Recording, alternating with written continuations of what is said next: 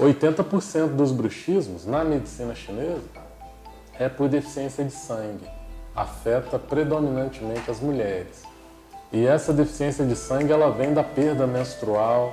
Vai fazendo uma estatística. Toda mulher que você atender com bruxismo, histórico de paralisia facial ou bruxismo, pergunta se ela menstrua há mais de 5 dias.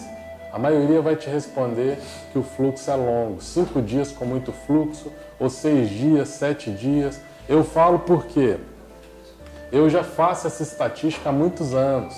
Então muitas vezes eu vou avaliar uma paciente e para dar uma impressionada nela, porque você conquista o paciente muitas vezes na primeira consulta.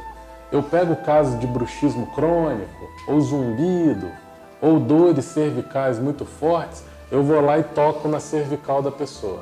Tá muito duro, duro mesmo, sedimentado.